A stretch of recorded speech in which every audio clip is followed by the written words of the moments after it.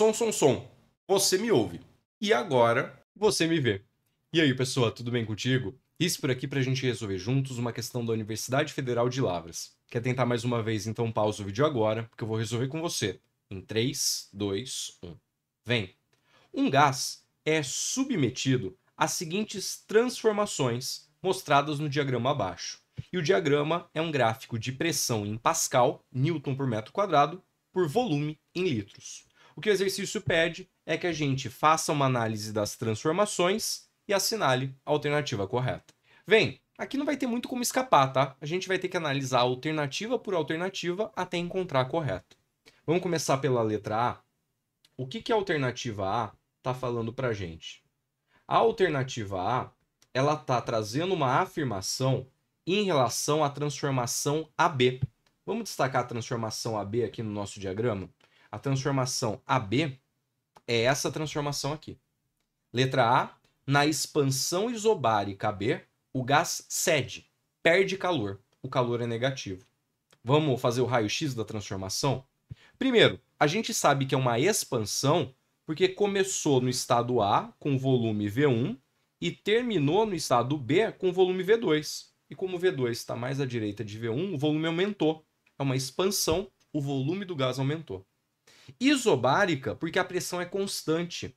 Durante a transformação de A para B, o valor da pressão não mudou. A pressão ficou constante, igual a P1. Ok? Vamos marcar aqui que a transformação AB é uma expansão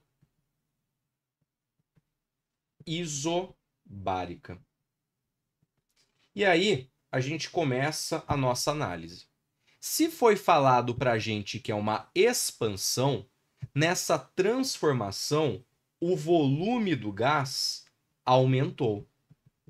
E se o volume do gás aumentou, o gás cresceu e empurrou alguma coisa, o gás realizou o trabalho. O trabalho é positivo. O trabalho na transformação de A para B é maior que zero. Ele é positivo. Bom, sabemos sobre o trabalho. Se a gente quer alguma informação sobre o calor, a gente precisa jogar na primeira lei. E na primeira lei, um dos ingredientes que está faltando é a variação de energia interna, o ΔU. ΔU tem a ver com temperatura. A gente vai precisar analisar a transformação de A para B e entender o que aconteceu com a temperatura, para descobrir qual vai ser o ΔU, juntar com o trabalho e aí sim falar alguma coisa a respeito do calor nessa transformação. Vem, o processo não é um processo isobárico, um processo que acontece com pressão constante. Vamos trazer para cá a lei geral das transformações gasosas. Ela diz para a gente que PA vezes VA sobre NaTA, escrevi para o estado A, vai para o estado B. PB, VB sobre NB, TB. A gente tem aí um gás sofrendo essa transformação. Em momento algum, o exercício disse que tem gás saindo, gás entrando. Então a gente pode assumir que o sistema é fechado e o número de mols é constante. E além disso, é um processo isobárico. A pressão é constante. Olha o que vai aparecer para a gente. Volume em A sobre temperatura em A é igual a volume em B sobre temperatura em B. Faz uma interpretação matemática disso. Quando a razão entre duas grandezas é uma constante, significa que essas grandezas são diretamente proporcionais. Numa transformação isobárica, volume e temperatura são grandezas diretamente proporcionais. Se você aumenta o volume, aumenta a temperatura. E o volume não aumentou nessa transformação, então a temperatura vai aumentar. A gente vai ter nessa transformação um aumento de temperatura, um aquecimento do gás.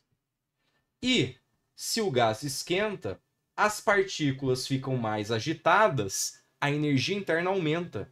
A variação de energia interna no processo AB é maior que zero. É positiva. A gente precisou fazer todo esse corre para poder determinar o sinal do trabalho e o sinal do ΔU. Para agora sim a gente jogar na primeira lei da termodinâmica.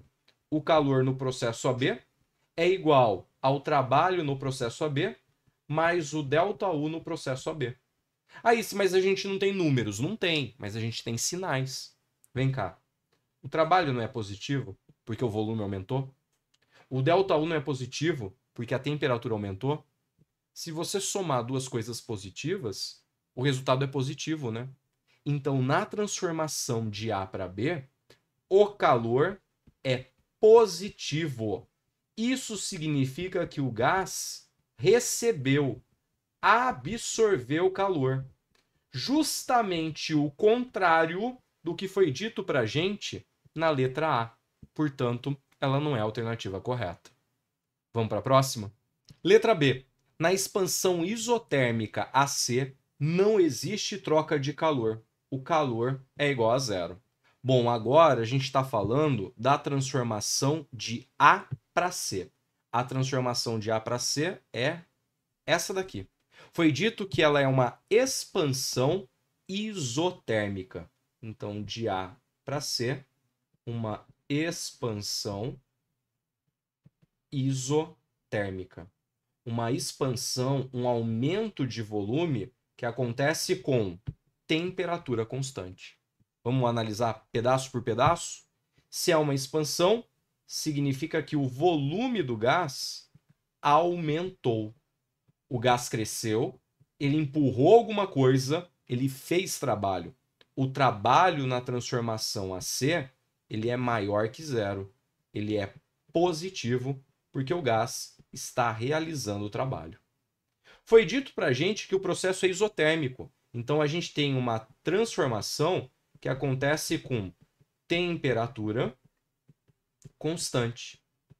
Se a temperatura não muda, a agitação das partículas do gás não muda. A energia interna não muda. Não temos variação de energia interna. O ΔU na transformação de AC é zero.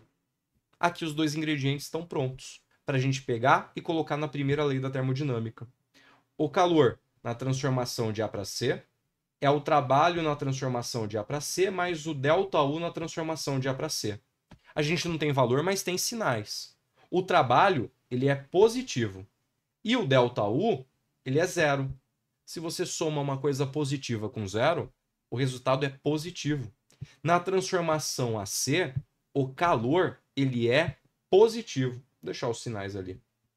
E se o calor é positivo, como a gente já tinha conversado na letra A, isso significa que o gás ganhou, absorveu, recebeu calor.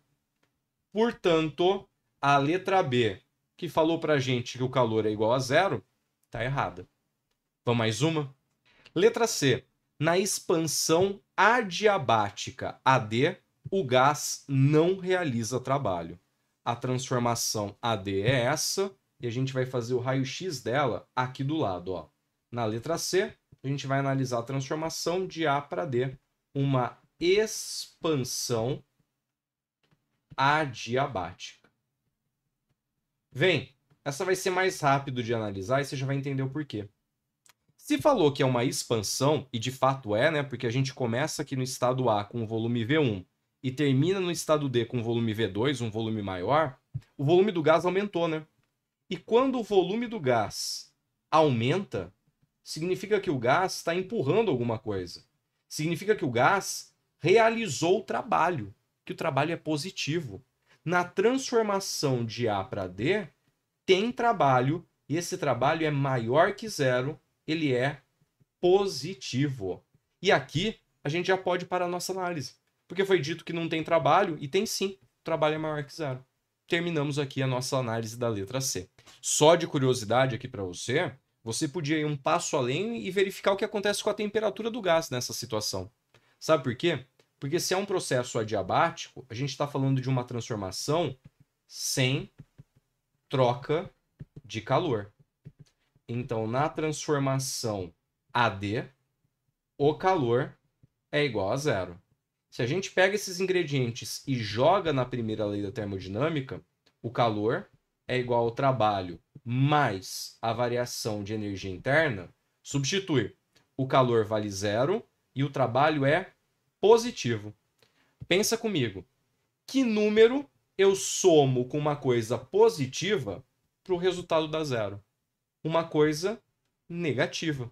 Nesse processo, a variação de energia interna do gás é negativa. Ela é menor que zero. Eu diminuí a energia interna, eu diminuí a agitação das partículas e isso vai provocar uma redução na temperatura do gás. Vai provocar um resfriamento.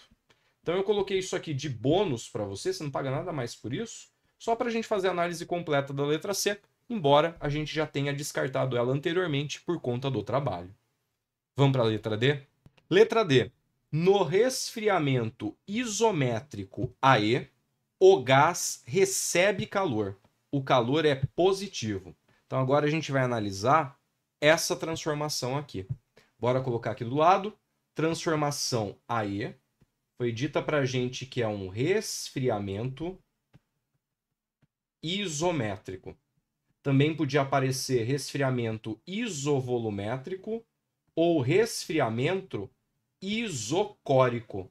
São nomes possíveis aí para uma transformação que acontece com volume constante. Começou lá no estado A com volume V1, terminou no estado E com volume V1 e durante o processo não teve variação de volume. O volume constante significa um processo isométrico, isovolumétrico ou isocórico. Bora fazer a nossa análise? Vem cá. O volume, ele é constante.